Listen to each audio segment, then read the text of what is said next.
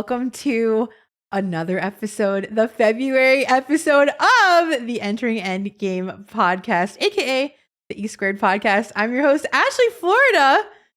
It's amazing to have you guys back here with me. I feel like I say this every month, but holy crap, is there a lot going on in the gaming space right now? This is going to be a juicy, tender episode for you guys today, which is incredible because my co-host today is incredibly juicy and tender. I don't know where that came from. You're freaking back again, Fresh64 _ I'm back. You can't get rid of me, guys. I clearly can't. What an introduction. Welcome in, honey. Thank you. Always happy to be here. Always happy to have you. Always have a great time. I have to tell you, Fresh64 _ I've been blessed to have quite a few co-hosts so far on the podcast, and I am always so majorly impressed with your gaming knowledge, especially of like smaller studios that like I am not the best at. So I'm always grateful that you grace us with your time here. Oh yeah, always glad to share what any knowledge that I have. So thank you for having me. Excited, like you said, today's a juicy episode. Big day. It's like a big old juicy steak, baby. Fresh, what have you been doing on your stream lately? Right now, kind of going through Batman Arkham Knight. First ever playthrough. I played the first two Arkham games, and finally getting to Arkham Knight, and it's been fun. Having a good time with it. I've enjoyed myself. Just having a good time. So I think the last Batman game I've played was Arkham Asylum, and I ridiculously enjoyed that game. I had such a fun time with it. So Arkham Knight looks really appealing to me.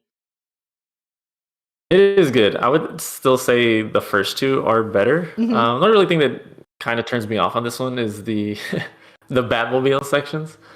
They kind of get a little tedious and repetitive. I'm like, oh, so towards the end they really get a little annoying. But overall, it's great series. It looks really fun. Check out Origins. I guess is another one. What? I don't know too much about Origins. Is that what system was that for? Do you know? I want to say PS4. PS4. Okay. That one is like a prequel. It's the early Bruce Wayne, early Batman. So it's still pretty good, but it's not as good as the Arkham trilogy. Nice. But I definitely want to check it out. So now I don't have a schedule to talk about this today on our little outline that we have, but I'm excited to watch you personally. I know that you're going to beat this Batman game in time to play Resident Evil Requiem. You will definitely be somebody that I watch play that game. I'm excited. I've been waiting. This was one of my. I know we talked about this on one of the episodes. Most anticipated games for this year. So I'm super excited. I haven't played the last two Resident Evils, so I'm excited to jump into this one. I will cool. Definitely be watching on your channel, like all the cool stuff that they did, Talking Zombies and the two characters that you play as and everything. It really looks like it's going to be a Game of the Year contender for this year. So looking forward to watching you play it. I'm excited. Yeah. Me too. Coming to the Switch too, so I'm excited. Love that it's coming to Switch too. I know, it's the day and day with the other consoles, big time.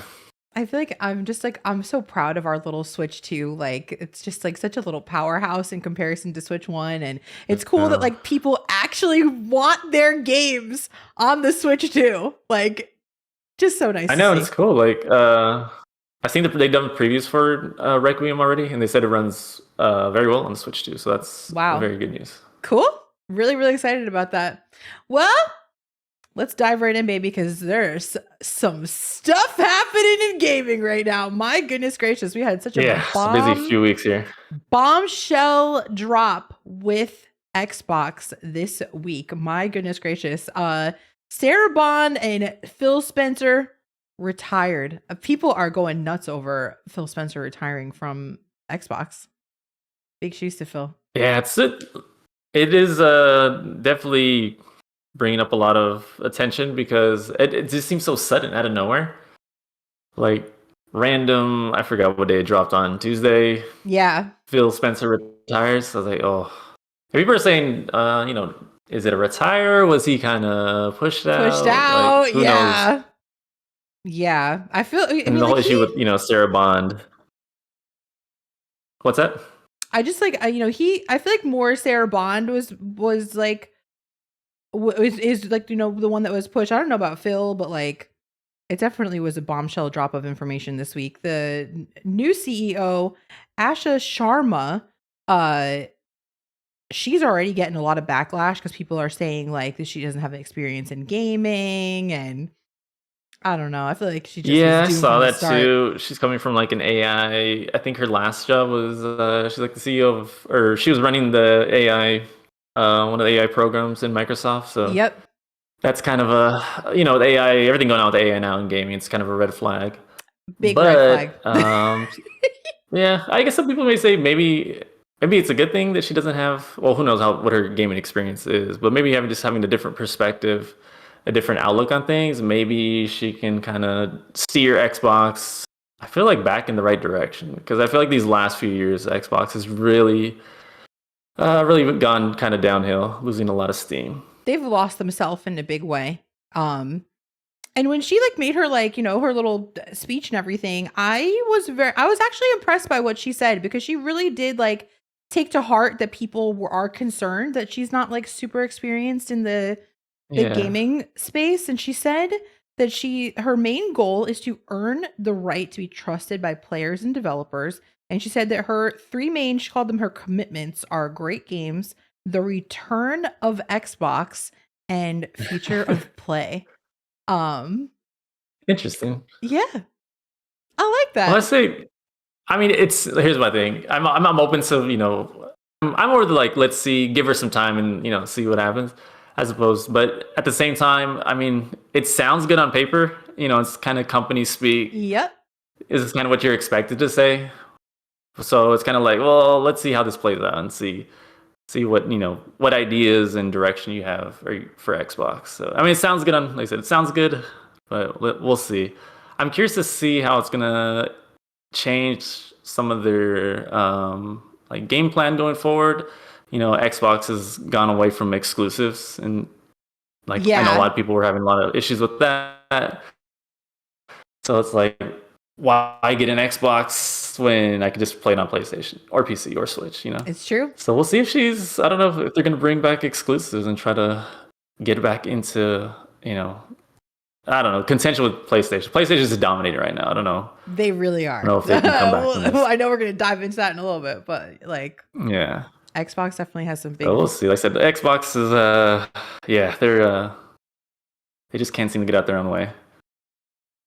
I could not agree It's more. rough.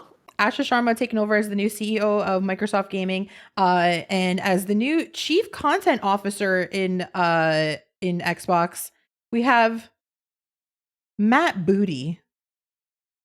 Booty. That's literally this man's name. It was a bit of a rough childhood. Right? Like, can you imagine growing up with that name? Nope, not even a little bit. Oh my god. The funny thing is, oh, well, not about his name, but going back to Sarah Bond, a lot of people had thought that she was going to be, and this was before this happened, like she was kind of the next in line to kind of take over Yeah. for Phil. So it is very odd that she, quote unquote, resigned. So it's like, oh, what's going on there? They just kind of pushed her out the door. Kind of messy. But yeah, it's a little sketchy. Like, who knows what's going on with Xbox? Like, I'm yeah. hopeful. I'll say that. I think change is not always a bad thing, and I'm hopeful for this new team. I'm excited to see what they bring to the Xbox space. Yeah, I agree. I feel like, and gaming in general. I think we need. It's good when Xbox is successful. They have a lot of good properties. They have a lot of good games. It's just unfortunate that nobody is buying their consoles. And I was like, oh, are they going to go the way of the Sega eventually, to where they're just publishing games and not out of the console market? I could see that. I could totally see that happening with them, especially with like all of the the online stuff that they do, and we'll see. Yeah, so I wouldn't be mad if they came back into the console gaming space and really made a big smash for us. So we'll see. I feel like this is always a topic that we have to bring up time and time again. Freaking Ubisoft with more layoffs. We were just talking about this. I think so. The last episode, yeah. 40 more layoffs, So which I feel like is a lot. Oof. But they're saying that this is not going to affect the Splinter Cell remake. So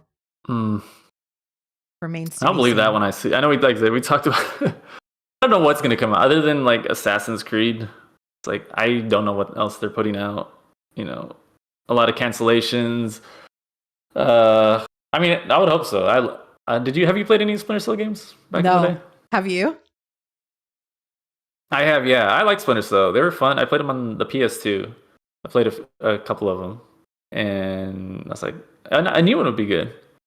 They didn't show that. Did you see the Metal Gear Solid Splinter Cell collab? Did you see that? No. Oh, they got Snake in one of the Splinter Cell, or not? Is it Splinter Cell? Now I'm trying to think of what it was. Solid Snake's doing a collab with one of the Ubisoft games. Cool. So I thought that was pretty cool. That's awesome. That makes me hopeful. Makes me hopeful for them. I know, yeah. It's like again, kind of like with Xbox. I like a lot of the Ubisoft games, a lot of the properties. It's just again, they can't seem to get out of their own way. Just mistake after mistake, and so many layoffs. It's like, oh, it breaks my heart to say. Honestly, it really does. Yeah, does. it's unfortunate. It's unfortunate. Another thing, I just hear time and time again, like this, like storage chip shortage, like all of these things happening, and now we have PlayStation saying that they're pushing back the release of the PS6 to 2020, maybe possibly even 2029, due to all these shortages. Oh, no. Crazy. It is. It's so doom and gloom here in this episode so far, but I feel like maybe that might be a blessing in disguise, because I feel like the PlayStation 5. I feel like it's still. I'm trying to think. It came out in 2020. Yes. So it's 5 years into the life cycle. So I feel like just something about they're putting out good games, but I feel like there haven't been a whole lot of those games. So I feel like there's still a lot of steam left that they can get out of the PS5. I mean, so I feel like there's no rush, especially with the PS5 Pro. It's like how much of an how you don't really need the PS6 right now. I feel like there's still time to get some more out of the PS5. I don't see people chomping at the bit right now, begging for a PS6 in any way. And I think that there's still a lot that PS5 can do with that amount of time. There's just like, I couldn't tell you like 20 influential games that are like you have to play on the PS5 only. Like, I think that I really do think that, with it's just crazy to me, like all my friends who are talking about like wanting to build a gaming PC right now and wanting to like, soup up like all their memory and everything. And I never thought in this day and age that we would be in a complete shortage like that. It's insane to think about in this day and age. Out there. I know. They did say though, for PlayStation, that they will not be raising the price of the PS5, even with rising memory costs. They did say that they're gonna do everything they can to not have to raise the price of PS5 at all. So we'll see how long that lasts. I hope so, because I know they talked about. I think there was talks about Switch to Nintendo possibly, increasing the price at some point because of the memory shortage and all that. So it's like, well, they said that now. I think, but hopefully they keep it. Especially like everything, the cost rising everywhere. It's like, oh, I know. Consoles are getting expensive. PCs are getting expensive. If you want to get into PC gaming, it's like, oh, yeah, it is a rough time out there. It's rough out there for a PC gamer, baby. It is tough. I know. It's like the time to get into PC gaming was last year, a couple years ago. It was a couple years ago. Yeah, now it's like good luck. Speaking of, like, they got the Steam box. This new Steam, the Valve console coming. I mean, yeah, like with everything going on with the memories, like are they gonna?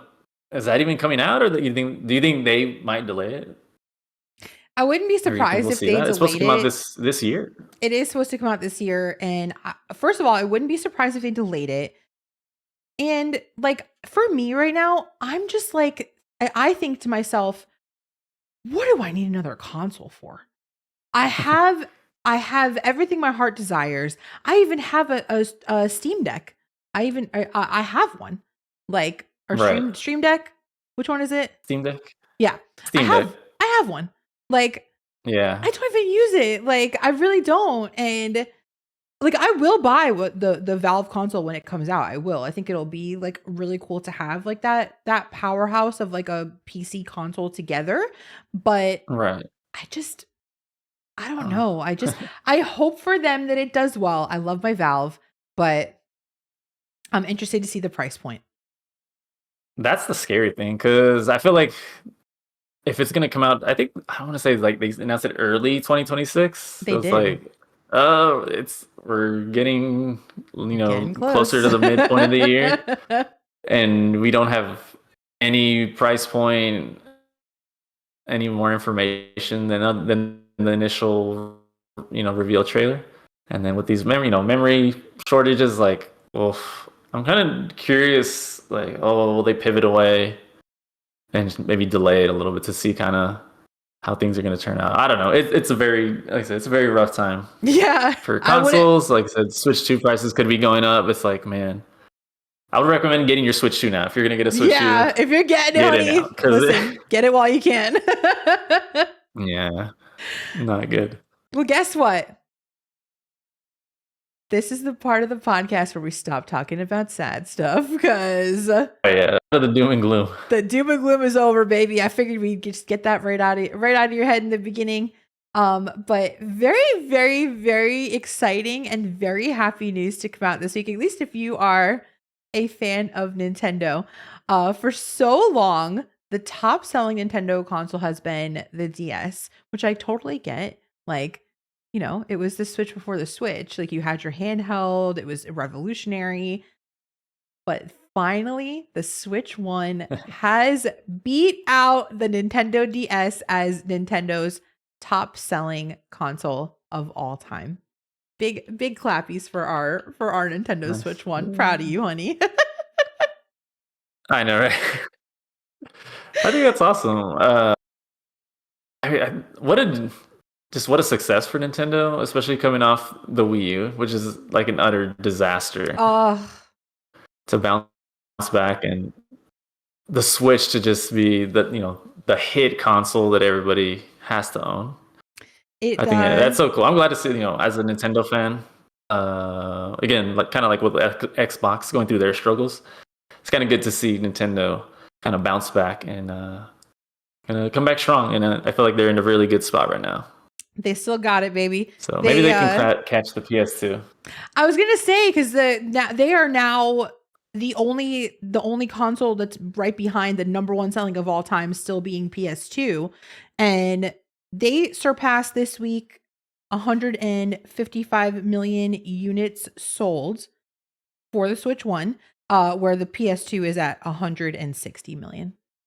So 5 million separating the two. Maybe PlayStation will find some more, a couple million units lying around and make up some numbers. Do you remember?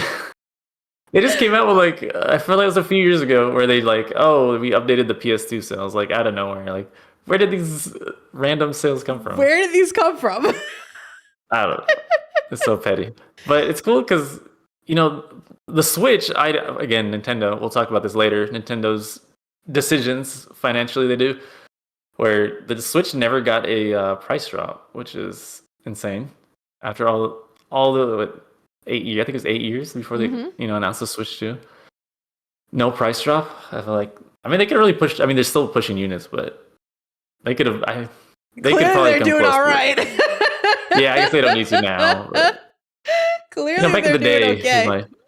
Back in the day, consoles used to get cheaper towards the end of their life cycle. Oh, I remember that. Yeah, I was like $100 off, $150 off. Now it's like, yeah, they're getting more expensive every time. The console gets. It's kind of scary. But I love my Switch. I love my Switch as well. It makes me so happy. PlayStation did do something right. That State of Play, the PlayStation State of Play that we had last week. What a banger! I I would was love about to to. say I was. that was good. I would love to hear what your highlights were from that because I have quite a few here that I just was I was in shock in a very, very, very good way. Yeah, I thought they came out pretty strong. Coming out some of their first party exclusives, and then just kind of general, just some general bangers. They had some classic franchises coming back. So yeah, it was like the perfect state of play for me. Were you gonna list the games, or you want me to I was going to start talk off about by my? saying what one thing that was not on my bingo card was a John Wick game. I was shocked to see that, and I knew right away what it was. I know. I think everybody was. I was like, okay, John Wick. I feel like people have talked about like this would make the perfect game. Yeah, Like John Wick, the movie. Like this would make a perfect video game. And then they finally they revealed it, which was super cool. That there's was on my highlights list for sure. me too. No release date on that one that I could see, but it was really, really cool to see just in general, like that they're finally making it a game. I mean, they keep making the movies and the movies keep doing well. So I think it only makes sense to transfer that style of fighting over to the video game Yeah. space. I also get Keanu, his likeness and voice. So I think Yeah, that's a huge. That was a must. You gotta have John Wick. You gotta have Keanu. gotta have him. So that was really cool. Yeah, just the gameplay looks really cool. It looks like it'll have interesting where you're just picking up random items. Use them in the combat. It's very. It looks. I mean, it was all cinematic, but Yeah. I'm hoping that it'll be pretty fluid and smooth, and they'll make for some interesting gameplay. Very excited. Hopefully, that comes out soon. Yeah. I bet you were excited for the Metal Gear Solid Collection Volume 2. Oh my Very god! excited. Finally, I feel that was like because I didn't even talk about it because they mentioned when they first released Volume 1. I feel like they said Volume 2 will be coming out. They're working on it, and if that came out, oh man, that's been like 3-4 years maybe since Volume 1. So it's like, is that even coming out anymore? Because who knows? With Konami, they don't- at their rate they're not making that many games now. But obviously, we'll talk about that here in a second. But I think it's just cool to get Guns of Patriots and Peace Walker. Some of those games were locked behind the PS3. The PS3. Yeah. I know it's such like that console generally if you don't have the trying to get a game off the PS3 is just the worst. I'm very excited cool. for everyone that's been waiting for those games to like kind of break free of the PS3. So that'll be cool. I've never played a Metal Gear game before. I've watched them a lot, but I've really wanted to see some of the Metal Gear like 4 gameplay. So there will be no online play for it though. There will be no online play, but it's exciting that it will be playable at all outside of the PS3. I'm trying to think how Kojima is feeling about that. Every time they bring out these Metal, because it's kind of his baby. So it's like, oh, poor Kojima. I know, the worst breakup ever. I know, but he's got his own thing going on. He does. He's doing all right, but I'm sure it's tough for him to. He's doing all right. See his baby going out in the world and the separation there. Konami had a big presence in this state of play. Oh yeah, they had their own little section of a bunch of games they announced. What were you excited for? Honestly, Konami. Listen, they had Metal Gear, they had Silent Hill. Yep. New Silent Hill they announced out of nowhere, Townfall. Was very surprised by that. It looks good. Yeah, I heard they started with a remake a few years ago, Silent Hill 2. People love that. Then they had Silent Hill F that just came out last year. I was like, oh, you're already coming up with another. Like, man, they are moving. They're moving, baby. This looks good. I like the setting. I like I like the look of the the creatures and the vibes of it. I'm excited. It looks awesome. You'll play? Great. I do want to play it. Yeah, I figured. I saw that one. I was like, I bet you anything. Fresh 64 underscores gonna pick that one up. Yes. What else? Also, Darwin's Paradox. Oh, that looks cool.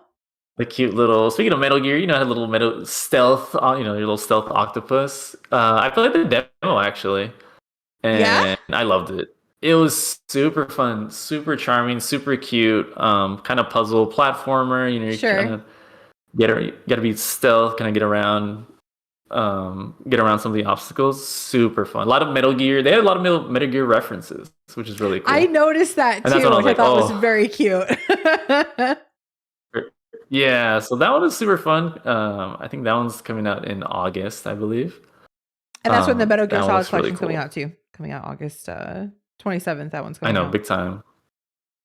But the highlight for me, I think the highlight of the whole showcase, state of play, was the return of Castlevania. Yeah, Man, that I looks couldn't believe cool. it. They Belmont's Curse. Wow. Castlevania Belmont's Curse.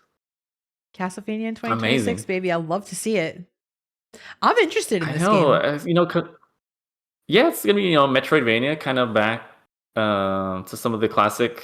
Well, not classic, but well, I guess classic, not the originals, but they Symphony of the Night started the Metroidvania. They shifted over to Metroidvania, and then a lot of the Game Boy Advance and DS games are also Metroidvania. So it's been a while since we had one. So like, I think a lot of the classic Castlevania fans are super excited, and it looked awesome. I It's don't know. coming What are your out thoughts? soon What did you? too. How did you feel It's about coming it? out, I think, the 3rd of March. Like super Man, soon. that's crazy. Is it Like March? super soon. Wow. Yeah. Belmont's Curse looked really good. I'm actually majorly interested in it. I was very impressed with how it looked. And as soon as I saw it, I was like, is this really Castlevania? Like, I don't know. I I hope know. it gets some new players on in the Castlevania space because even if I had never played a Yeah, Castlevania game, I think I would be interested in this. I know. But not you. You started playing some Metroidvanias, Metroids. Yeah, So like, I are did. you more? Are you planning on getting this game? I Where think are I you at? will. I don't know like how soon or like if I would stream it by any means, but I just beat my first, I beat the first Metroid game, Zero Mission, and I adored that game. I can't wait to play more. Yeah, It's interesting getting into the Metroidvania space when you've never done so before, and the repetitiveness and the building of the map and like put things together. Like, oh wait, this can help me in that room I saw 10 hours ago. yeah, Like, it takes getting used to for sure, but I don't know. I'm into it. I can't wait to play more.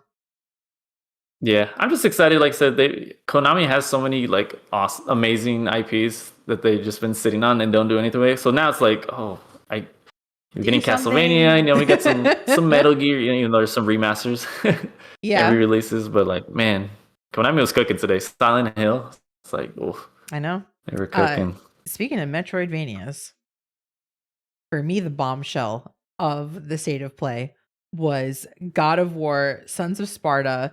It's not just like, hey guys, look how cool this is. We made a God of War Metroidvania, but the out now. Like it's out today and people Oh, the just Shadow Drop. started playing it. I was like, this is sick. That was to me, I just thought that was awesome. I was so majorly impressed by that. And I saw that IGN gave her a little 6 though. Yeah. You saw that? Reviews overall have been kind of Meh. not great. I think Yeah. Metacritic is sitting at a 66. So, kind of okay, not, not terrible, but not quite where you would expect maybe a God of War to be at. Yeah. But like for me, like I was excited when I saw it. Think I wanted a little more. I don't know. I wasn't wowed by it. Something about like the visuals maybe were not quite as crisp, especially coming off like you had some really good Metroidvanias like Prince of Persia: Lost Crown. So Yeah. Silk Song, some of these modern ones. I don't know. They look so polished and clean. This one looking a little bit lacking on the visuals for me. But Yeah, that makes overall, like I do sense. want to try it. I'm a big Metroidvania fan, Mhm. so I do want to try it. But I think it's cool just getting new God of War stuff. Not Yeah. outside of the classic adventure game. I mean, I've seen But the some other gameplay of stuff, it this week. It looked pretty cool. But again, it just kind of looked yeah, yeah, as somebody who just watching, it just kind of looked like every other Metroidvania that's come out recently. So I know. They There's threw like so God many of War in the indie, name. there's so many indie Metroidvanias releasing every day. Yeah. I mean, the pixel art was nice. I don't know. At least for me, like, you know what kind of threw me off? I know it's supposed to be a prequel, but man, I thought it would have been so cool to see Kratos as we know him, with the white face, white Yep. paint or white face, red. Um, so I was like, oh, maybe one day we'll get something. But hopefully it does well to where we get kind of more of these games from Sony. God of War, a huge presence in the state of play. I was very shocked when they said that they are in the early stages of remakes of the trilogy, full remakes. Trilogy. Wow. Oh, Iconic. I know. And they brought back the original voice actor for Kratos. The fact that he did the announcement, that was sick. His voice is so good. His voice is so good. I never played a God of War, and I was excited about it. No, I've never played any of them. Never ever. Oh man, the original trilogy is so good. They're a little cheesy. I know a lot of people are talking about like are they going to add some of those kind of cringy little the sex mini games and a lot of nudity, stuff that may not age well. Mm-hmm.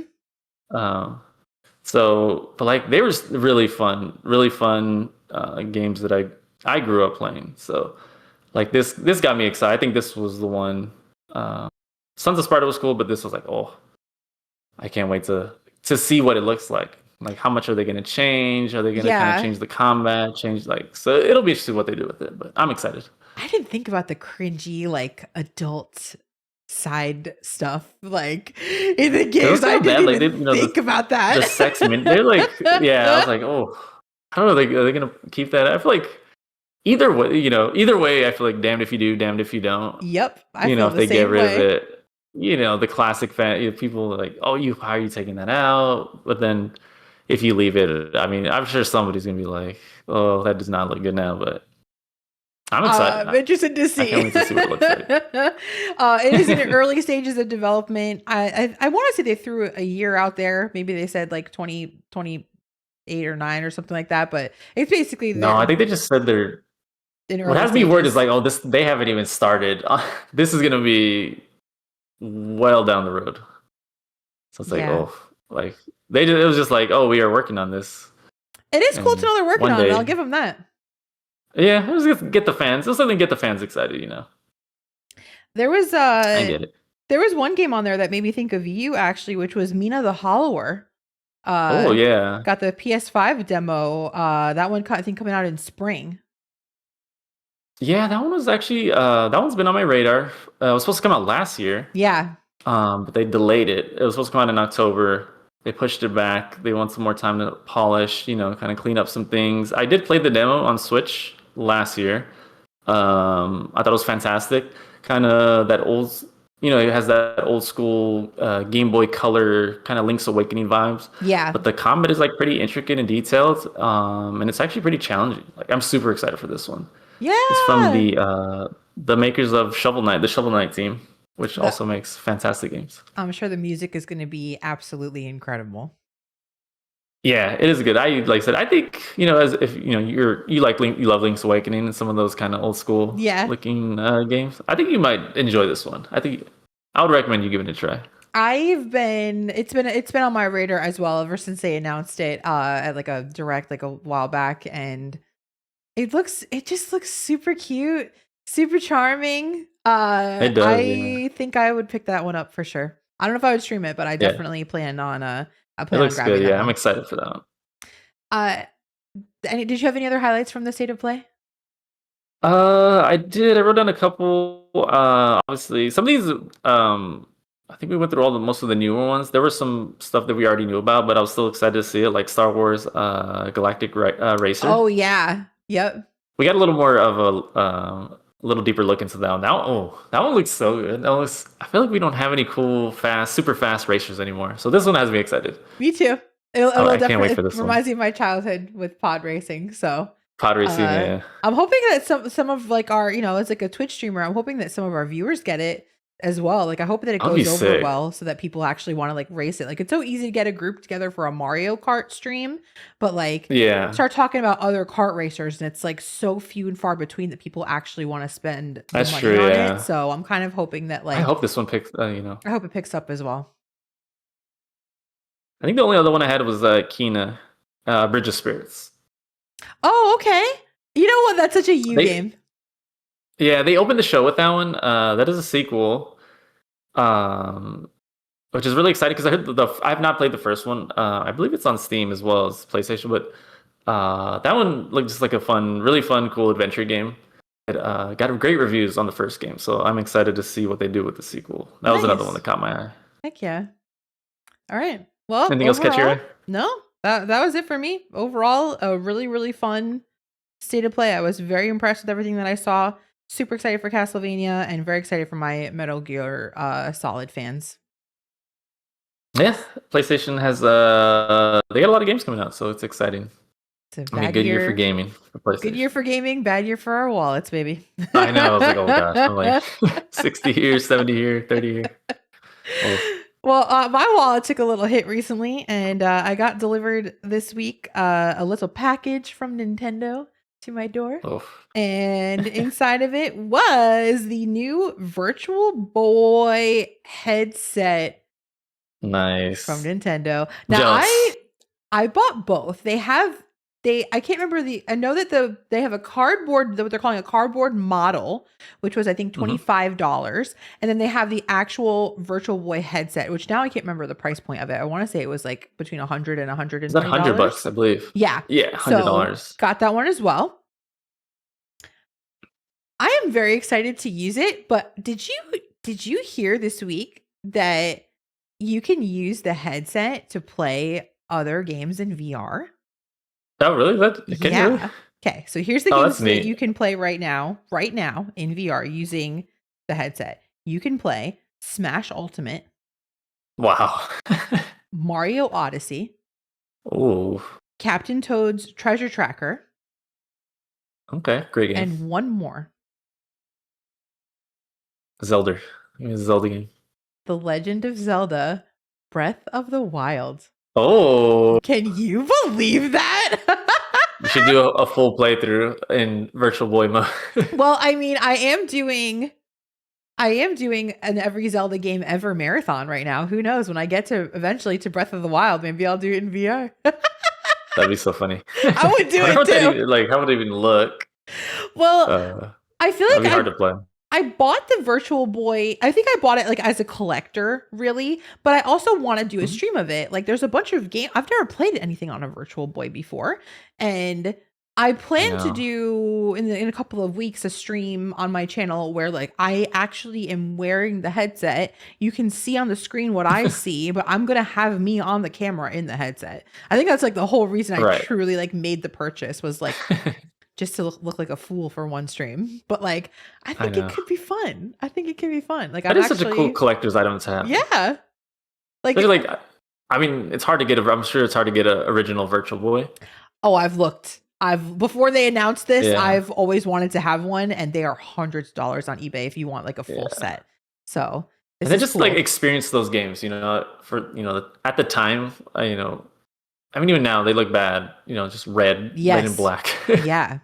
But I don't know, just to experience, gaming history like that. I think it's cool. That's why I wanted it. So there's a few games that I'm like super interested to try. I looked through like there's only like I want to say there's something like 20 games for it or something like that are on the Switch, and the ones I'm super interested in. And now you have to understand, I've never seen a Virtual Boy game before. I've heard that they're red and black. I actually don't know what they look like. So this is going to be like a big like reveal for me, like a first time thing. But Virtual Bowling, I definitely want to play. They have a Mario Tennis, which like, how is that gonna look and play? I really don't know, but I'm super excited to find out. They have two versions of Tetris. They have V Tetris, which I'm assuming is virtual Tetris, and 3D Tetris. Galactic Pinball, and then my number one is going to be Virtual Boy Wario Land. I am very, very interested to see what that looks like. I heard that one's really good. Me too. So that one actually holds up. No, that's cool. I definitely, like I said, would definitely love to hear your experiences. Come If you watch get as I, nauseous or a headache, or dude. I have vertigo too, so I cannot. Like, I really hope I don't. I know.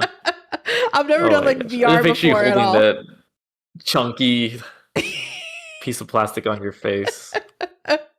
I'm extremely That's so silly. excited for how silly I'm going to look on that stream for sure. Very cool. um, honey, we got to talk about it. The big release for us, I think, at least of the month. Mario Tennis Fever. Caught the fever. Caught the fever, baby. Caught the fever. Unfortunately, you're the only one of the two of us who has actually touched the game so far. So I'm Yeah. very interested on your thoughts. I'm enjoying it. I'm enjoying it. I enjoyed I've been doing some online rank matches, which has Ooh. not gone well, Okay. but it's been a lot of fun. People are good online. The online people are good. Some sweaty Mario Tennis players out there. Can you talk about like the features so far that like are unique to Fever and how you feel about them?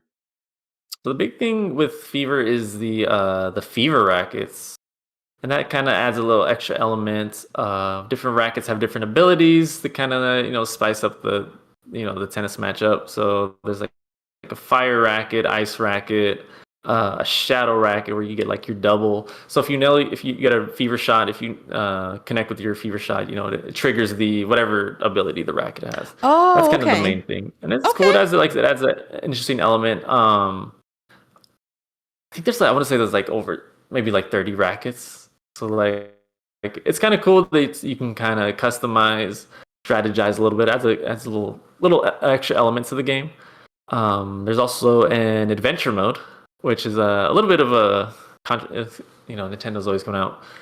Somebody's always complaining about something, but the adventure mode, it is a little. It's kind of a glorified tutorial, I would say. Okay. It's not my favorite part of Mario Tennis, but it is kind of Alright. cool, especially like for me that I haven't played it. Well, the last one that came out was Aces, um, and I'm not like I like Mario Tennis games, but I'm not. I'm more of a Mario Golf kind of guy. Gotcha. So like Mario Tennis, I'm a little casual, so it was kind of good to kind of learn all the shots again. Kind of walk me through some of the mechanics and stuff. So that was kind of good. But if you're kind of an experienced Mario Tennis player, I could see it kind of get a little boring. And you'd be like, Alright. That makes it sense. has a I guess it has a Mario story kind of. Daisy's sick, and you have to find this magical fruit to save her. Oh And my god. then, I won't spoil the story, but you get turned into babies, and then you're playing as Mario, baby Mario and baby Luigi, and you gotta save the day. But there's some cool modes, like I said. Overall, like the tennis is really fun. It's so addicting. Like I'll start the ranked matches where I had the most fun playing online, and I can see playing with friends would be a really good time. I know we need to get some matches going for sure. We really do. I have to play through the adventure mode so that I can like get used to it so that I can kick your butt like I did on Mario Tennis 64. I know. I feel like look, you probably after playing. Look, I was humbled playing online ranked matches. I was like, man, I am not great at Mario Tennis, but golf. Anytime you want to run some games of golf, like I can hold my own with anybody. I'll hold you to that Pretty because good. I'm not too terrible at Super Rush. Mario. Yeah, Super Rush is fun. But no, tennis is good. Like I said, overall, the actual tennis when you're actually playing tennis, either with friends or online, it's actually super fun. It's super Cool. fun. All right, I'll have to get on it. I like it better than Aces for sure. Aces did not win me over in a huge way. I did like it a lot, but it just seems like this one has so much more to offer than Aces did. So I look forward to diving in. Yeah, I do. Like I said, I'm excited for you to check it out and give your thoughts, and then we can definitely challenge and play each other. It'll be fun. Yeah, that'll be very, very fun. I'm excited.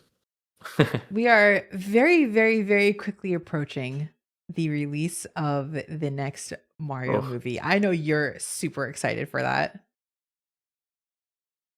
I can't wait. I can't wait. I got it marked on my calendar. I'm ready. We've gotten a couple more I'll be seated. little trailers on it as well. And one of them there's been a little controversy. I don't know if I'd say controversy, but there's been a lot of whispers on the most recent one that came out. Have you heard the character that everybody thinks that they see in the new trailer? Oh, yes. I saw this. You're referring to Star Fox. I am referring to Star Fox. Now, Oh my. I looked at the trailer, and they basically say, like, in the beginning of the most recent trailer, if you do not pause like perfectly, you're not going to see the couple frames that they have this little figure on the side. But I'm going to be honest with you. I did what all of the sleuthers said, and I paused at the same moment, and I kind of see what they see. I kind I of don't see it. I don't see it. What? Even if you did, you see, you see what the arm and then the side of his leg with like something in his holster or like a holster Yep. holding something. Yeah. I just don't. I just it doesn't make any sense. Like, It doesn't make sense, but why you know would you reveal what? Star Fox? It doesn't make sense, but I don't know. I'm kind of with the people that have the tinfoil hats on right now. I think they're right. Of all the and characters, why Star Fox? why not? Nintendo does not care about Star Fox. First of all, Well, didn't I predict on a prior episode that I think we'll get a new Star Fox this year?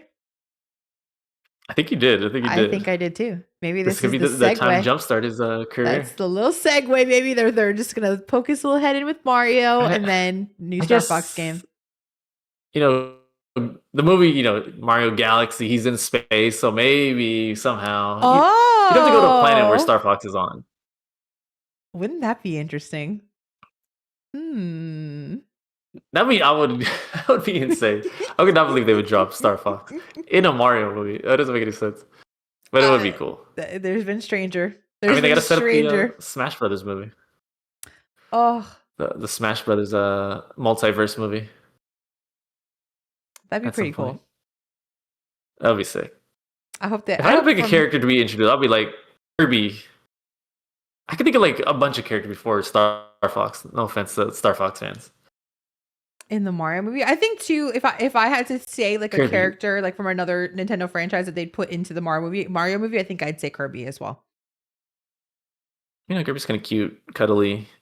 Makes the most sense. He's in Planet Popstar. He's in outer space, kind of. Oh, little baby. He's got his own world, Yeah, and I could see baby. that. Oh, imagine a Kirby movie. That would be perfect. Like that'd be the perfect animated movie. Nintendo, he's adorable. Do it. I mean, they got they got Zelda coming up, Donkey Kong movie coming up. Who knows? They want to expand. They're definitely get his time. Testing the waters in the movie space, and I have no problem with it at all. I'm super excited. Movie. Metroid movie would be really good. There's just so much good. There's good lore there to make a movie.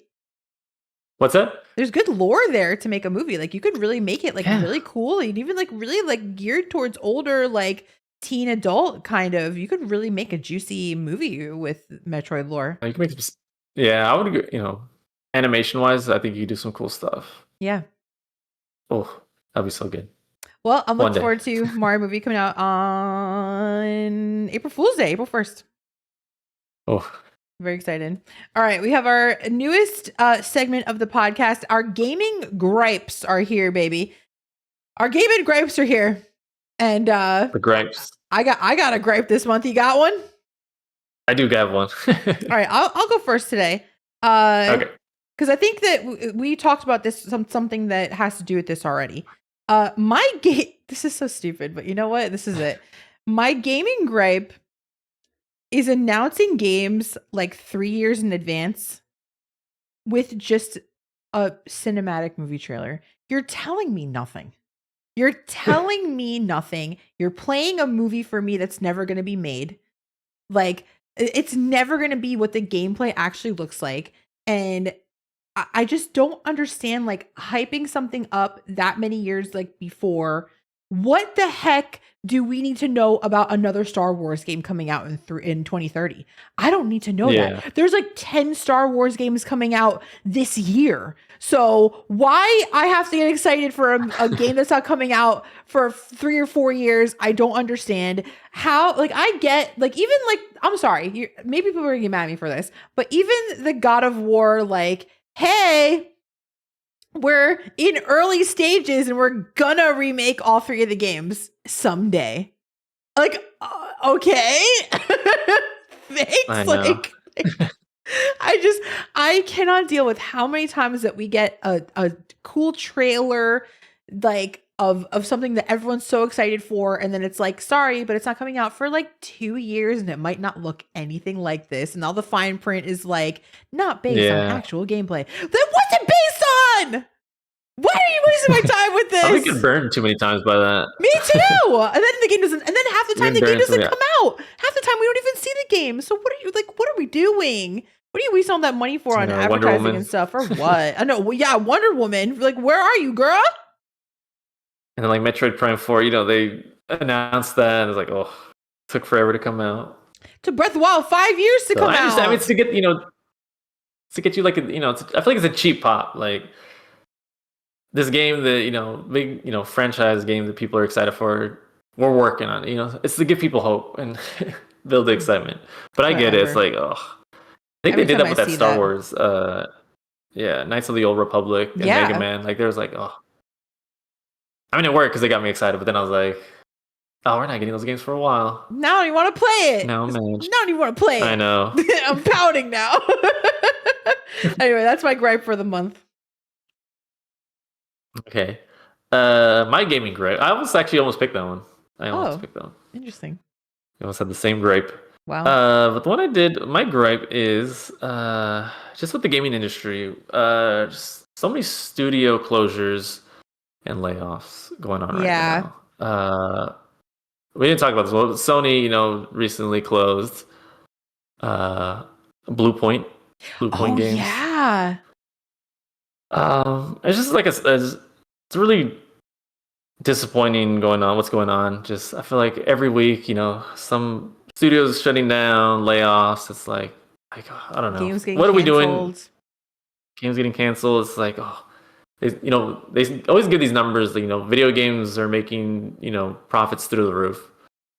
But then why are we closing all these studios down that are the ones making the games that people are buying? So it's like, hey, it's from the top down. It's like they're making terrible decisions. I know with Bluepoint and Sony, pushing their multiplayer games of live service games, and it's like, oh, it has ruined. I feel like this generation for Sony. Concord, High Guard didn't pan out. Yeah.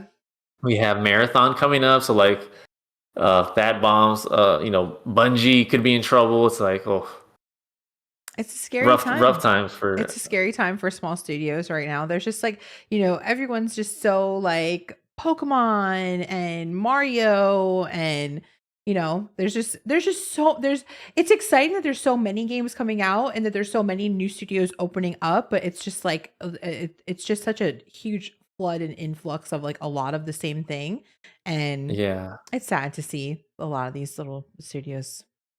That was my gripe last podcast was they're making too many shooters, and then here we go, right.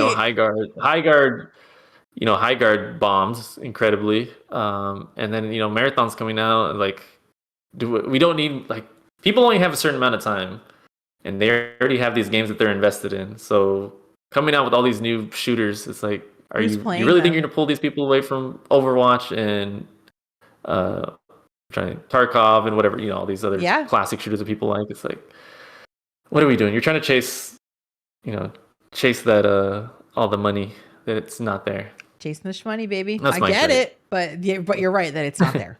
You are totally right. All right, I think that was very valid. Very valid. I liked it. Well, I have something today.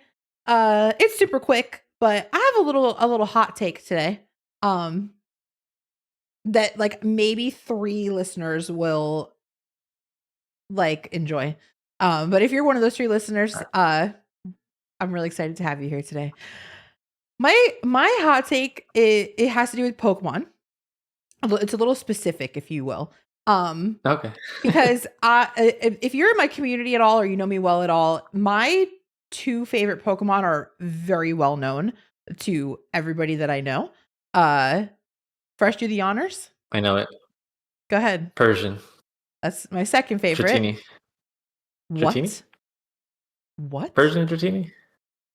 Oh no. Oh no. Later, Persian is the first one, right? You're off the podcast. It's over. It's over for you. Oh, It's over for you. it's Dratini. Is that your Dragonair? Oh my god, I always get them confused. That's my bad. It's the dragon one. Oh my god. Dragonair is my absolute favorite Pokemon of all time. Persian's my second favorite of all time. Both Gen 1 Pokemon, by the way. And if you look at Dragonair, right? Her shiny is pink. Just pink Dragonair. That's my absolute. Pink. I love pink. I do. It's your favorite color. It is my favorite color. I know. He's trying so hard to make up for the fact he forgot my favorite Pokemon. But Dragonair, beautiful pink, gorgeous dragon Pokemon, right? With the shiny version of her.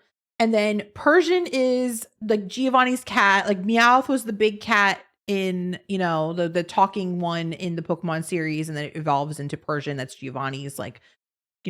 It has the little bindi on it, the little red dot. My two favorites, right? Now I have a favorite evolution. Right? You know this one? Correct. You know this one? I do.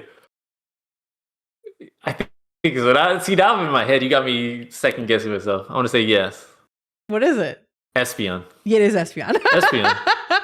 It is Espeon. Tell me that Espeon I knew it. Is not just shiny Dragonair and Persian mixed together.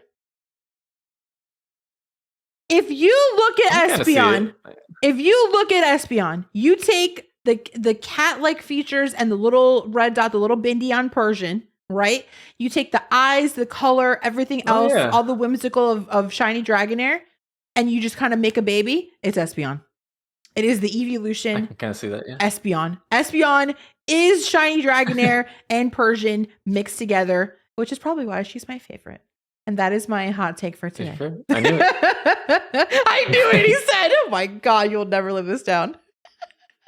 I know. Oh, don't roast me. Chat. Funny thing is, my hot take is also Pokemon related. Is it really? It is, yeah. All right, let's hear it. Okay, this is my hot take. I know a lot of people, the Pokemon community is very, what's the word I'm thinking of? Critical, maybe? Is critical the word I'm thinking of? They're particular. I don't know. But my hot take is I think mainline Pokemon games are fine the way they are. I don't think they need to evolve and change. I just keep Pokemon games the same. They're perfect the way they are. I'm perfectly fine with going gym to gym, beating the gym leaders, evolving my Pokemon, battling my Pokemon, and keep it moving. I don't need any extra fancy, mechanics or gimmicks or just the games are fine the way they are. Just keep them the same. I don't need you changing anything. Just they're good. They're perfect. I love the Pokemon games. This segment was called Hot Takes, not Boomer Takes, but okay. Because we've always talking like, oh, they need to change. They've been the same for 30 years. Like, yeah, that's fine. Like, what? Is that a problem? We're still buying them. Yeah, we're still buying them. I just think, look, I love the way that Pokemon games. What's so funny that you say that is that I'm not a big mainline Pokemon game person, and that's the reason why. Is because when I started my Pokemon journey, I played Red, Yellow, and Blue version, the original Pokemon games, and I loved and adored them.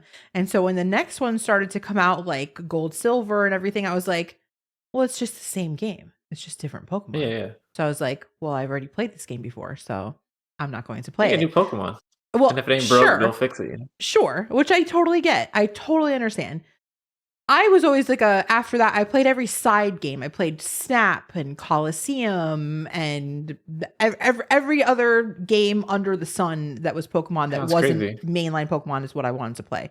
And again, that was the reason, because I was like, they're all just the same game anyway. But ZA got me on board just for the hype and, because they did have it a little bit, it's a little different, but it's still, it still beat your it's still kind of the same-ish formula, but it was a little bit upgraded and nice. And I really enjoyed my time with it. I really enjoyed my time with it a lot, but Scarlet and Violet, they actually, that one changed a lot of bit from what was the last one before that? Sword and Shield, I believe, mainline. So they went open world. Everybody's got to open world now, Of course. which I thought it was fine. I actually love Scarlet Violet, minus the buggy jankiness of it. But like it's such a fun game. The open world, you can go to any gym you want, and then they have like what was it? The star? I forget. I don't know if they're called star badges, but other areas that you can battle and stuff. Super cool. Super cool. Super fun game. Well, so it still kind of keeps the classic elements of it, gym to gym, but yeah, open world and stuff to do. But I'm kind of like, just go back to the classic. Like Zelda. Just go back to classic dungeons in Zelda. Oh, okay. Well, you know what? Zelda did that with Echoes of Wisdom, and nobody was freaking happy with it. So, well, they're gonna complain either way. I think if they would, if Link was the main. Whatever. We're not even gonna go there. I love the Echoes. I did too. All right, let us know what you guys think of our. Let us know what you think of our gaming hot takes. Especially of Fresh's gaming hot take. I cannot wait to hear what our Pokemon people think. All right, Pokemon. We're sticking with you, baby, because we got a major drop this week. Major drop this week for Pokemon fans, baby, because Pokemon Presents the big anniversary coming up this coming Friday on the 27th of February. How this came to happen was interesting, but we got the announcement of the release of FireRed and LeafGreen for the Switch 2. Now, interesting. Very interesting. Fresh, you kind of watched this all play out almost in real time. So will you kind of tell the people like how your experience with finding out about FireRed, LeafGreen? Yes, this is very very exciting.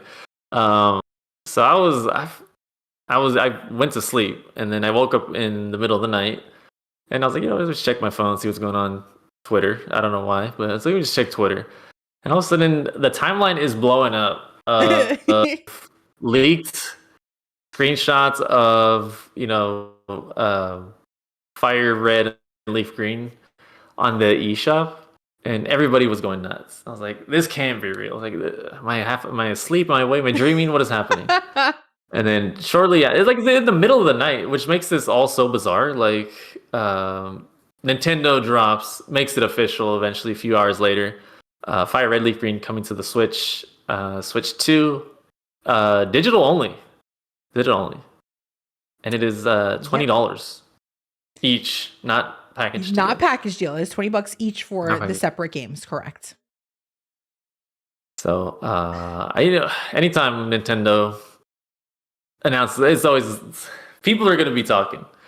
People are either happy or mad, depending on where you stand. There's definitely a lot of soldiers on both sides. And I will say I understand both, but for me personally, right, I'm an old lady. I'm going to be 38 this year. I don't know how to emulate stuff. It's complicated for me. And plus, I'd rather have the game on my console that I play all the time. I want to play these games on the Switch. And I understand everyone's like, oh, they should have put it on NSO. It's part of the Game Boy Advance and everything. I get where you're coming from. It's not a remake or a remaster, but these are massive titles that are extremely sought after by people. And for me, they could have charged way more than $20 for these and people would have paid it. So you know what? I'm not mad at you, Nintendo. I'm gonna start off with FireRed because I've never experienced FireRed before. I'm really excited to get it and play it. I'll play it offline, but you did not get somebody angry and I was actually gonna ask you. Yeah. Which one you're getting? So I'll buy LeafGreen so we can trade. Okay. And evolve our Pokemon. Yeah, because I want to That'd be awesome. That would be awesome. But yeah, I'm kind of in the same boat with you. I understand some of the gripes. Speaking of gaming gripes, with Nintendo, they have NSO. A lot of the complaints are you have NSO, right? You brought GBA, Game Boy, whatever. Why are you not putting this on there? Obviously, from a business perspective, hey, we charge $20. Yeah, people are gonna buy this. Yeah. So I get it, but at the same time, kind of with you, I don't want to emulate. I don't want to deal with the hassle. But I'm sure the emulator community will tell you it's so easy. It's so easy. Honey, I get it. You know what's easy? Downloading the game and having it right there. That's pretty easy. Exactly. I'll pay $20 for that. I know. Yeah, $20. Like I said, I mean, I understand. Another complaint. This is a 20. A 20-year-old game. Why are you charging $20? It's like, You know again, what? yes, I understand, but at the same time, I don't care. The don't one care. the I one don't gripe care. I do get is that it's key card only. I do wish that they would make it in a That. physical form. Oof. They really could have. I don't know if the leak was accidental and that they had to just be like, oh my gosh, like here it is, like surprise, we were totally gonna tell you anyway, Yeah. But I wish there was some Just physical media for it, but they could honestly. that would be my complaint too. I'm just gonna say if they had released it with physical media and they charged $60 for it, y'all would have paid it. I All would have y'all paid it. Pokemon fans Absolutely. would have paid it. So I'm okay. I'm fine paying Also, my when you $20. look at if you want an original card, like right now, especially Pokemon games, like the old GBA Game Boy Color, like Heart Gold, so Soul Silver, they are expensive. I actually have a card, if I have FireRed, that I have, I pay a hefty amount for that one. So it's like I understand, like I'd rather pay $20. Like I said, I don't want to get on my GBA or get on my DS and play this on that. It's nice to play it on like I said, my monitor console, bigger screen.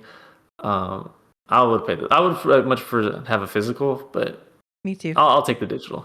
Same I'll here. take the digital. Let us know what you guys think about the re-releases of FireRed and LeafGreen, releasing on Pokemon Day, which is this Friday, February 27th.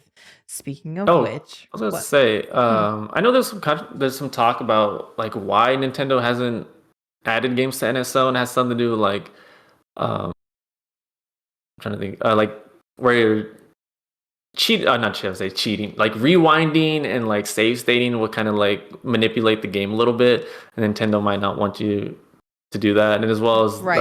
the Pokemon Home, it's where you wouldn't be able to use Pokemon Home feature. Oh, okay. It's like there is some talks about like why Nintendo, or theories and why Nintendo hasn't Put them added on it to actual NSO, NSO. and why they probably won't add it. I mean, that does make sense, like, because the rewind feature, I feel like, I'll tell you what, as a streamer, when I was playing Zero Mission, can I tell you how many times that my crowd was yelling at me to rewind? And I was like, I'm not rewinding. This is like, if I was playing this on the original console, I wouldn't have been able to rewind. Like, let me play the game like a human being. Yeah. Like, not everything has to be rewound, honey. We can like play like, like archaic people that didn't have the ability to rewind. Yeah, but I think like even if they didn't, when Nintendo didn't want you to do that, like it's a 20-year-old. Like, what does it matter if you rewind and save state to get like, I don't know, what do you do for to get like a certain Pokemon or shiny? Like, what does it matter? I Like, agree, don't actually. understand. I really do. Like, What's the who point? cares at this point? If that is Who one of the cares? reasons. But no. But I'm excited. It comes out Friday, and I will got my pre-order in. It's number one in the Switch eShop.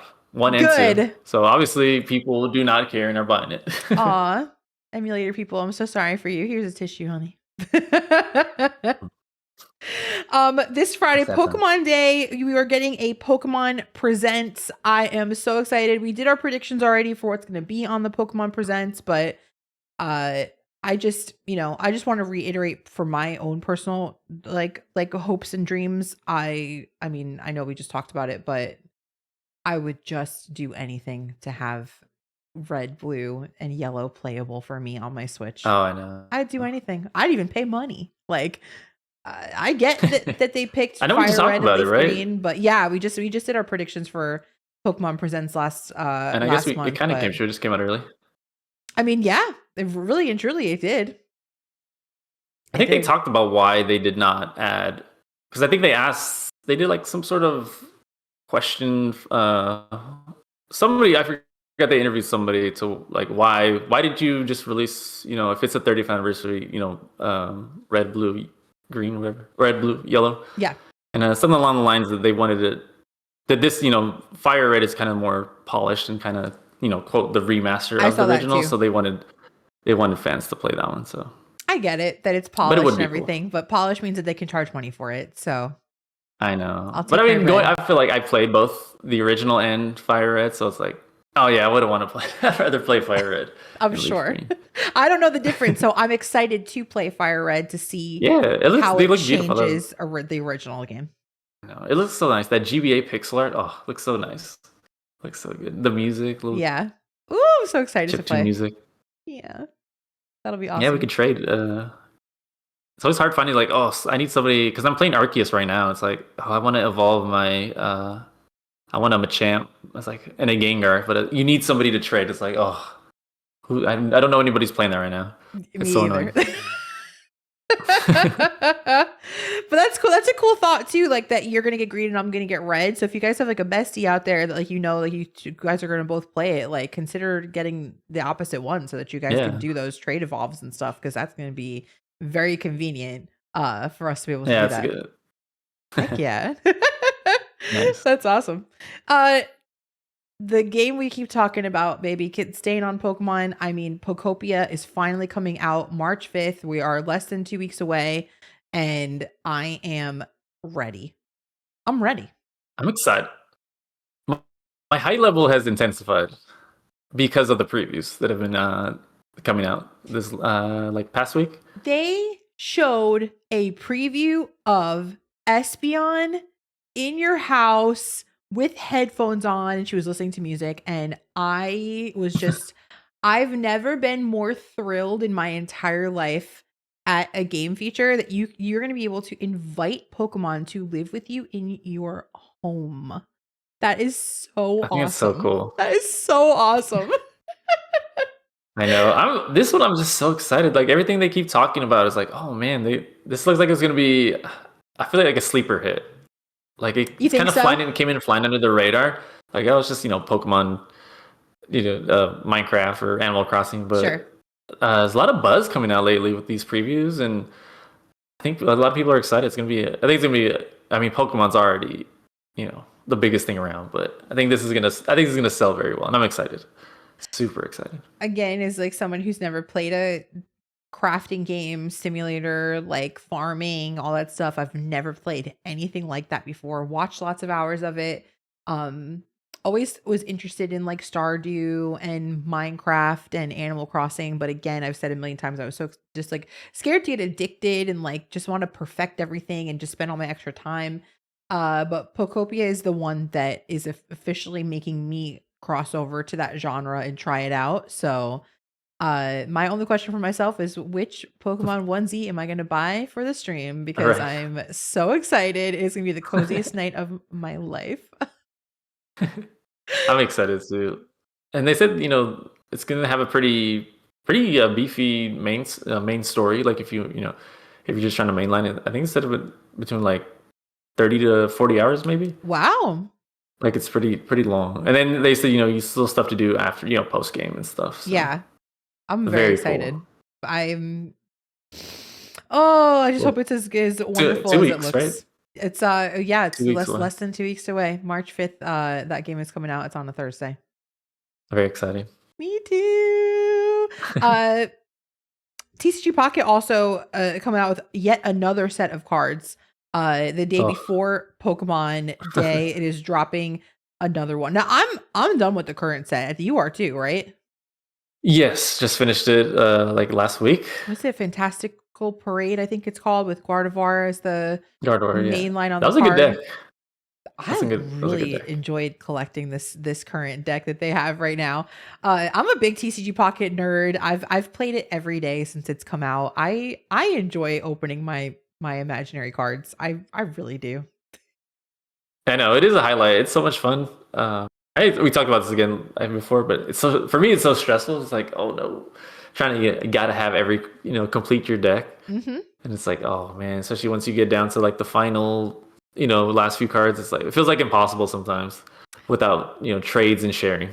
But I think too that like it's actually been a blessing that they now let you do the sharing every day and stuff because Oh and yeah, the for wish sure. listing that you can do now because that wasn't a thing for like until a couple months ago that you could do the wish listing. So now, like the fact that I can open the app, look at your wish list, be like, oh, I have 10 of those cards, throw you one, and then you get to complete your deck and you Yeah, didn't do anything. Like that's really, really cool. I like that. It's made me complete my decks a lot faster because I'll Same. I'll share people every day. Like Yeah, you you've know. definitely helped me complete my last some of my last few days. Because like I feel like there was like a part like especially with like the I don't know what the drop rates are, but like some of those EX cards, it's like man, I was like going on for like 2 weeks trying to get some of these EX cards. It was so frustrating and like Yeah. oh. And then Yep. like I said, like without the chair and trades and stuff, it's like ooh, I'm I'd glad that be they do have that feature I'd be though. stuck.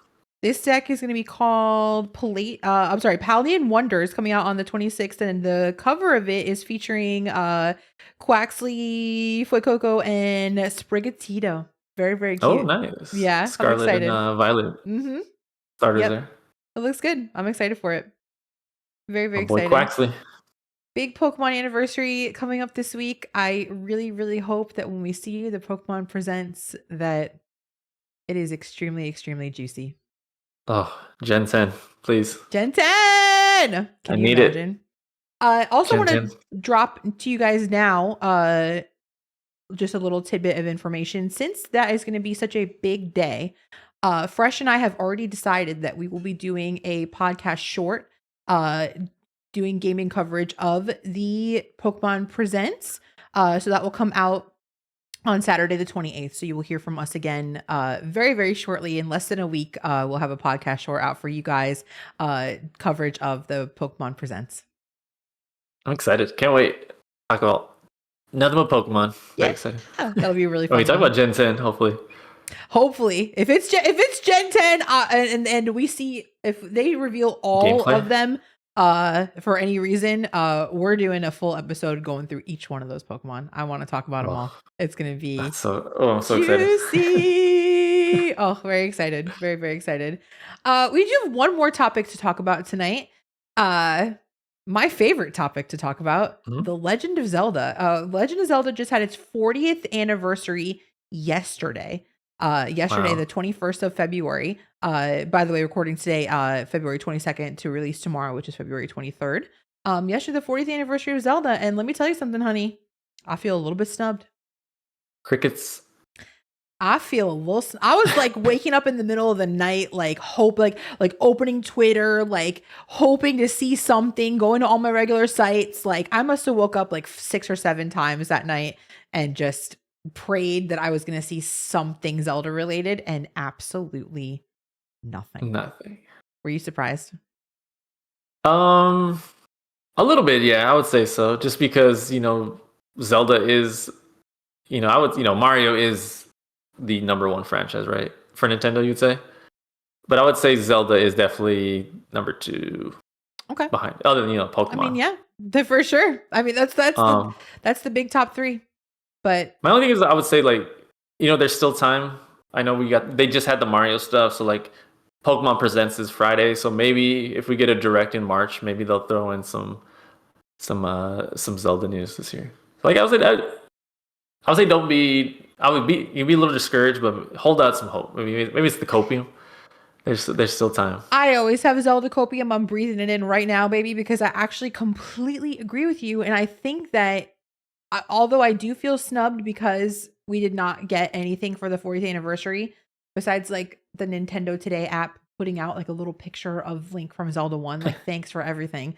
I do think that because of the fact that the 30th of Pokemon and the 40th of Zelda are right next to each other, that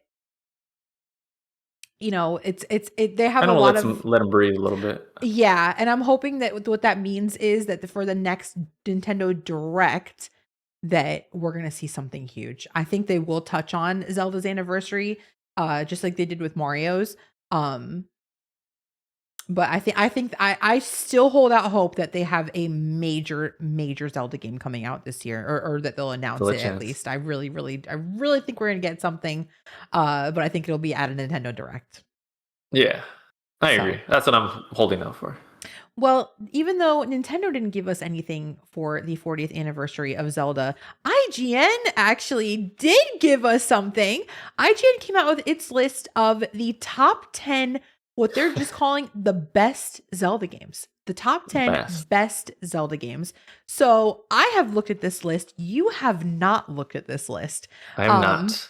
I have to tell you guys, when we record the podcast, before we start the podcast every time, We have just, a little pre-show, like, a little chat, make sure that we're all like up to date on everything going on. And Fresh made a very bold claim that he thinks that he could say the whole list and he thinks he could possibly even do it in order. So I'm very, very excited to see what you think is on IGN's list. And just so you guys know, we also have the top 10 lists of our own personal picks that we'll go through after. So I got the list in front of me, baby. What do you think is on here? I mean, I'll start with the obvious. Tears of the Kingdom, Breath of the Wild, Ocarina of Time. That's the top 3 easily. Okay. Top 3. After that, I know Wind Waker. Mm-hmm. I'm gonna say Wind Waker. They're gonna put 4, and then to close out. No. I'm sorry, I forgot. LTTP 4, Wind Waker 5. That's the top 5. Outside the top 5, I'm gonna say Majora's Mask, Link Between Worlds, Twilight Princess, Link's Awakening for sure. And this might hurt your feelings, but I'm gonna say Skyward Sword did not make the top 10. I'm sorry to break. You only said 9 games, just so you know. I know that's what, because I wanted to put in Skyward Sword, but I don't think it made the cut. I don't think it makes the cut. So I'm gonna throw in. I'm trying to think what other main line. I'm gonna go a curveball. Echoes of Wisdom. 10. Well, you got 9 out of 10. Not in order. I know. You're wrong. Your order is wrong, but you got 9 out of 10. Okay. I'm impressed with you. Your top 5 was wrong. Starting off at number 10. Starting off at 10, they have Twilight Princess, which I'm excited that they have it on the top 10. I have no problem with it being 10. None at all. No, I agree. As long as it's in the top 10, I think that's good. 9 is the one you missed. That's one I couldn't get. Was it Skyward Sword? Did they really put Skyward Sword? No. No, there's no Skyward Sword. Maybe the Oracle games? Which one? It is Zelda 1. I forgot about the original. Yeah. Zelda I guess, 1. Yeah. That was the dumbest thing on my Zelda 1 at number 9, and I'm not upset to see that at all. At all. It's the game that started it all. You know? It did. I think it deserves. I would put that at 10. Number 8, we have a game that changed my life, my universe. We have The Legend of Zelda: A Link Between Worlds. Okay. I was so happy to see this game on their list. To be a little higher. It is the better of the two when you're comparing it to like A Link to the Past, or because I know they're the same world. And that's my hot take. I think it is absolutely the better of the two, in my opinion. I was very happy to see her. I know you like that game too. I do, yeah. Number 7. Like I said, my hot take. I think it's better than LTTP as well. Same as these. 7, they have Link's Awakening. Okay. Really, I love that game. It's one of my favorites. Mine too. I'm at the end of my playthrough of the remake. I played it at release. But this is my first time playing it since release, and it's very hard for me to not have a smile on my face playing that game. It's so charming. Yeah. Charming and cute. The chibi little like characters that they did in the remake are just so precious and adorable. And for me personally, Link's Awakening DX was my number 1 played game on the Game Boy Color by far. So cool to see it on here. I'm excited, yeah. Number 6, we don't need to talk about. Like Wind Waker.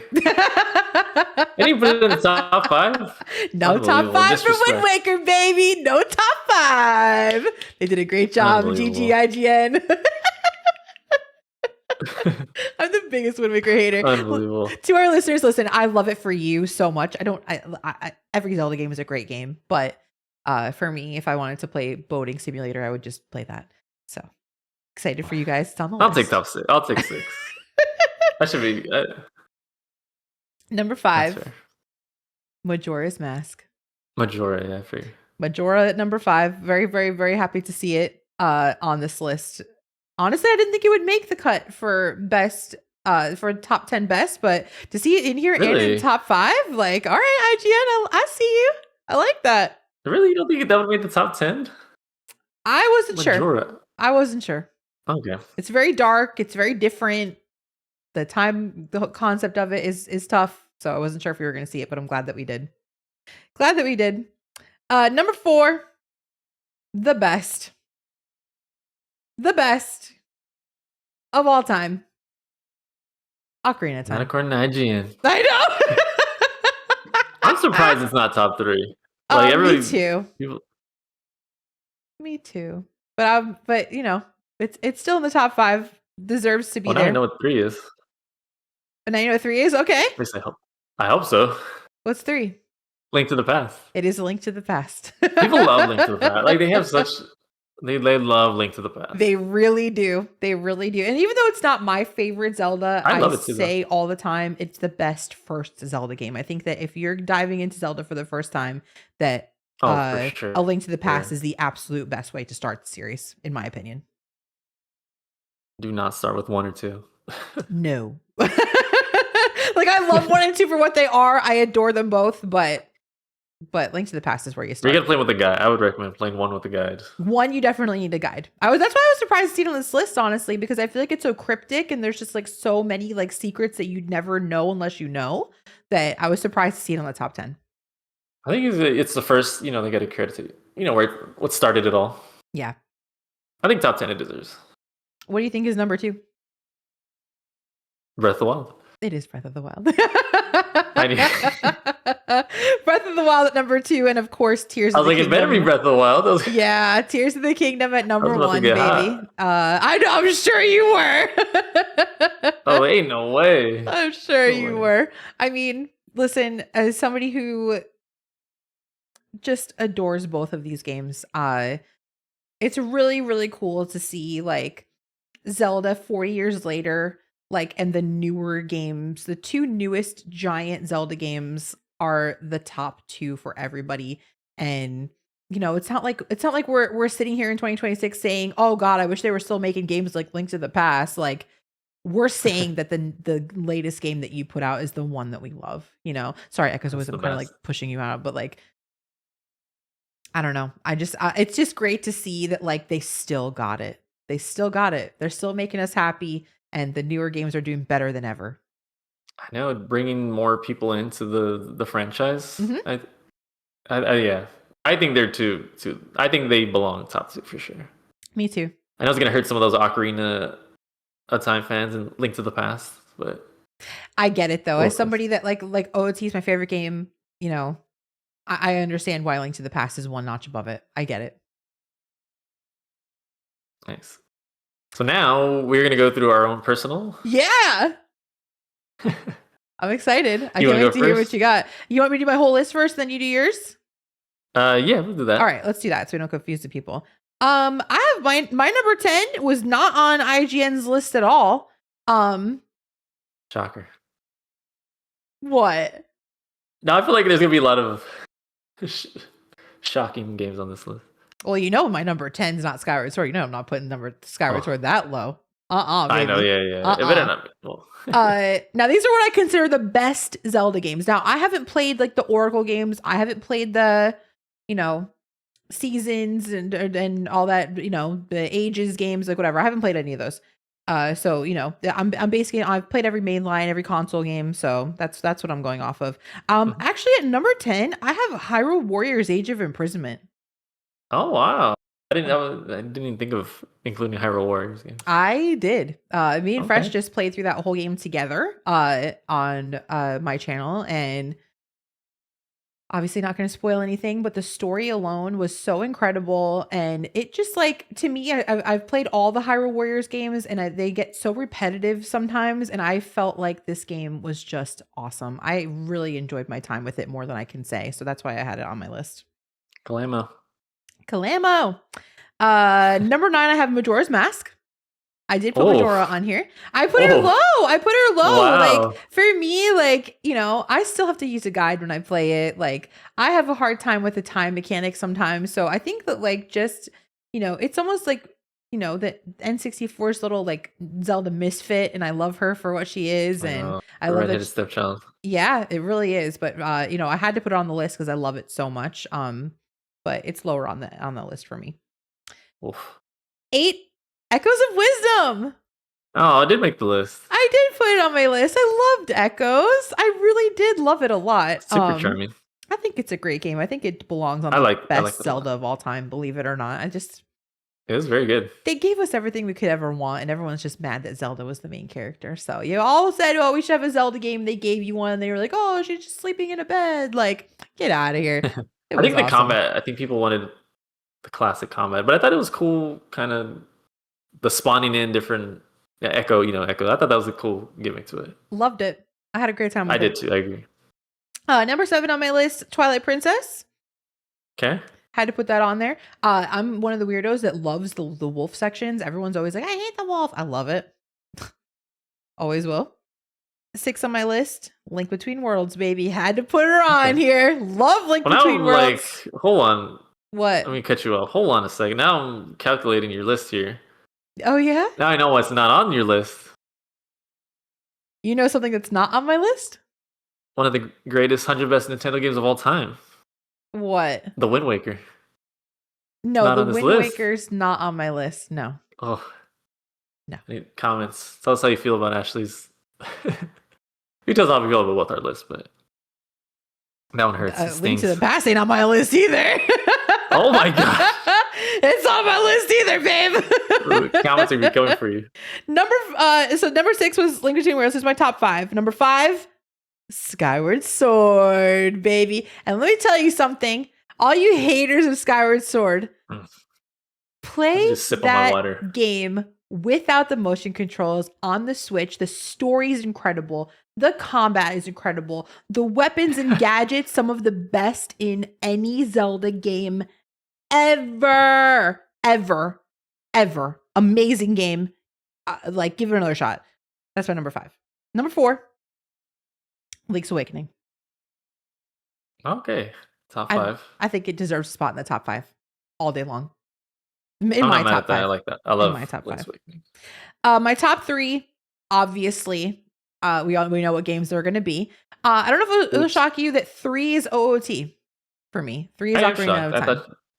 I thought it would be your number 1, maybe. It is not my number 1. But Ocarina of Time, and here's the reason why I put it at 3. Just because we're talking about the best Zelda games right now. Ocarina of Time, you have your set. It's very linear. You have what you have to do in the game, and that's great. And I love that. And I could play Ocarina of Time every day for the rest of my life and never get bored and just love my life. But just I think that obviously my, in the top 2, I have Tears in Breath of the Wild, but those are in top 2 for me because of all you can do with them, how much more time you can spend with them, and personal choice. I already know. I put Tears at number 2 and Breath of the Wild at number 1. Oh. I always will. For me personally, I will always put Breath of the Wild number 1. I understand Tears is an incredible game. It fixes so many of the issues that we all had in Breath of the Wild, but I will say for the rest of my life, no game made me feel the magic that Breath of the Wild did. And for that reason alone, I loved the shrines in that game. I actually like the shrines more in Breath of the Wild than I did in Tears of the Kingdom. I love all that you can do in Tears, but I also loved the abilities in Breath of the Wild more. The stasis I missed so much in Tears of the Kingdom, where you could freeze enemies. That was the number 1 thing I missed in that game. Was the stasis, was freezing your enemies for a little bit, because it just made battling so awesome. I killed Lionel so much faster in that game. And I think that the quality of the weapons was, even though you can fuse and make different things in Tears of the Kingdom, your base weapons are all such crap the whole time, that it's actually cool that in Breath of the Wild, if you want to just run and get some good stuff, you can just run to the castle and get what you need. And I don't know, for me, that's going to be my number 1. So that is my top 10 list, like it or not. Okay. Here's my top 10. I'm ready. Starting with number 10. This one was not on either of your lists, but it's one of my personal favorites. It's the Minish Cap. Oh, I love the Minish Cap. That's awesome. What a great pick. It's I cannot wait for you to play. It's Me too. Such a good game. I love the gimmick of, shrinking down to, the miniature size. It's so cute Yeah. with like some of the puzzles and Aw. things, and just Nice. the GBA graphics look so nice. And the items are cool. I love the hat, his companion character. I'm trying to blank on the name, but the hat's so cute. One of my favorites. So I had to put it in top 10. That's a good pick. Number 9, Link's Awakening. Okay. I love that that's on your that one kind of hurt list. out. I know. I put a little. It's a little low, but should have been higher. But there's so many good Zelda games. That's like There are. where I gotta fit it. But like all the reasons you said, so actually, I played all of them. But man, the remake is so nice, super charming, super cute. I love the world, the island that you're on, and all the crazy kooky characters. It's such a fun game. It's Such charming. A fun game. Number 8, I got Twilight Princess. Which, wow. I think has some of the best dungeons. I would say some of the best dungeons in any Zelda. I'm Like impressed dungeon that for you have that dungeon. on your list. I'm very happy to see that there. Bar for bar, it has some dungeons and items, I would say. Yeah. For sure. I agree. This one's also going to hurt chat, I'm sure, in the community. Link to the Past at 7. I'm not mad at that. Doesn't mean I don't like the game. I love Link to the Past. Like I said, I agree. If you're starting out, start with Link to the Past. Mm-hmm. It still holds up. Still a super fun game. I love it. It's such a good game. Yeah. But again, there's so many great Zelda games. It's tough to pick. But number 6, I have A Link Between Worlds, which I think is the better of the two. Yay! We both have it at 6. I was gonna say, isn't that my 6? Yeah. It is your 6, yeah. Nice. I think it, takes everything from Link to the Past. Takes the world, the environment. I just think it adds a new cool element. I love the wall painting gimmick. I think that's super cool. That was one of my favorite things, is the wall painting gimmick. Mine too. I think it added an interesting element to the puzzles. Loved super it. fun. And like I said, very cool item. So we know top 5. I have Wind Waker, obviously. In the top 5. What a great game. One of the visually the best looking Zelda game. It looks stupid. The cell shaded Toon Link. Toon Link is so good. Just the facial expressions he has are so funny and hilarious, and it looks so beautiful. He's too sassy for me. He's very sassy. His face cracks me up. His little faces. Number 4. This is one you're gonna be mad at. I have Ocarina of Time in a 4. I knew. Because I have Majora's Mask at 3. Oh, that's right. I forget that you like Majora better. I feel like, I know we talked about it, it's a little bit darker, it's a little bit creepier. I just love the mask gimmick. The mask gimmick is so cool, how you collecting all these different masks that have these different, abilities and effects. I think it's so cool. I know it's a little bit smaller, but I love Clock Tower. I love that little hub world. It's so much fun. I would say the time gimmick, yeah, I can understand people hate the time gimmick, to where like it can be very frustrating if you're a first time player. So I can understand that's kind of a turn off. But I don't know, just the world, the characters. It's like it kind of it's pretty much Ocarina of Time. They just kind of reskinned it and changed. Yeah, it's pretty much simple. So it's like they're basically the same thing, but it just has like a different vibe, different feel to it. Like it's a little more unique, a little crazier. It's just I love Majora's Mask. It's so much fun. I play that one. I should play at least like once a year, but it's so good. Yeah, I love it too. That one was hard. I was flip flopping back and forth of putting, because I know people love Ocarina of Time. Before the newer ones came out, it was considered one of the greatest games of all time. But number 2, Breath of the Wild, obviously, and number 1, Tears of the Kingdom. I love Breath of the Wild. Before Tears, Breath of the Wild was my favorite Zelda game of all time. But again, kind of with like Majora's Mask, you're taking kind of what you got from Breath of the Wild, and then you're just improved on I feel like everything was improved. Like the world, the dungeons, the abilities. Like there's so much everything you can customize and craft, the fusing. Mm-hmm. Man, it's just so much fun. The depths, the sky islands. Like there's so much. That game is there's so much to do in that game. Do you know what I missed too? Like from Breath of the Wild in Tears of the Kingdom, I thought that the sage abilities were so much better in Breath of the Wild too. I can see. I like, Revali's Gale was one of my favorites. Loved Rivali's Gale, but Mifa's Grace saved my butt so many times. Yeah, Mifa's Grace was clutch. Yeah.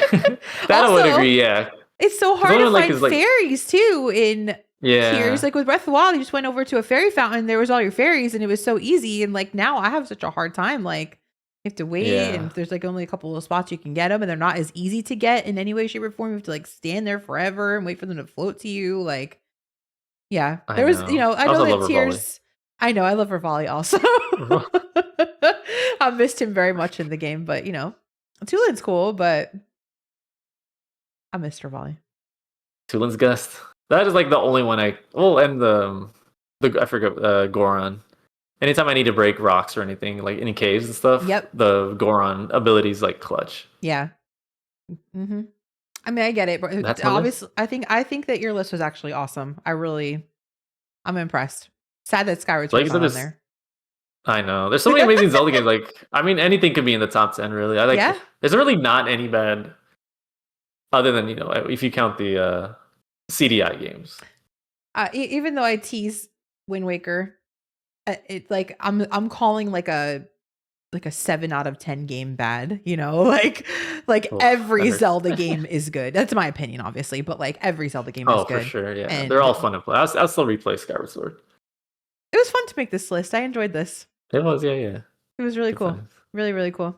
Well, that's that was our way of celebrating for Zelda's 4th anniversary, since Nintendo didn't freaking do anything. I know.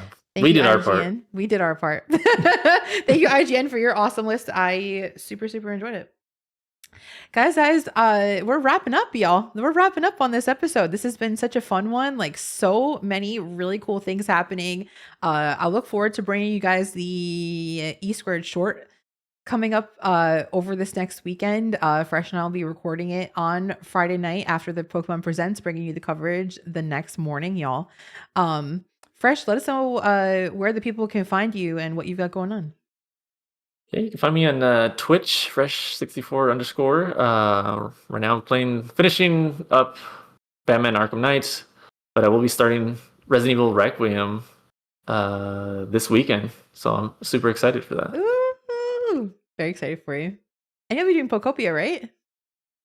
Yeah, I'm going to be doing Pokopia in 2 weeks. So I'll be playing that on release day too. I'm excited. Cool. It's going to take over my life. Yeah, same. As for me, y'all, you can find me on twitch.tv/Ashley_FL. You can go to ashleyfl.com. 2 E's, no Y. My partner anniversary is coming up on March 3rd. I always do a really big stream for that. I've been a partner with Twitch for 2 years. Oof, oh my gosh, so awesome. exciting. So exciting.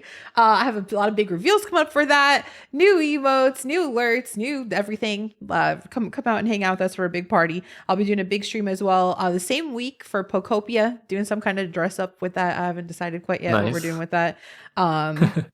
As always, I'm playing Zelda.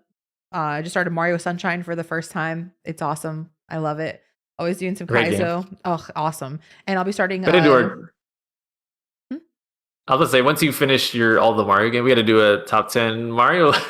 Oh my god, yeah, that'd be cool. I'm curious to see, as you're playing these for the first time, so I'm curious to see what your favorites are. Me too. As you finish them. Me too. Yeah, I'm super excited to play through Sunshine. It's my first time ever. It's the only 3D Mario game I've ever played is 64, so I'm excited to play through all of the 3D Mario games in order. So Sunshine has been really cool so far. Awesome. Very excited. Also be starting Super Metroid on my channel shortly, as well as I finish up Link's Awakening. So that'll be awesome. That is it. Classics.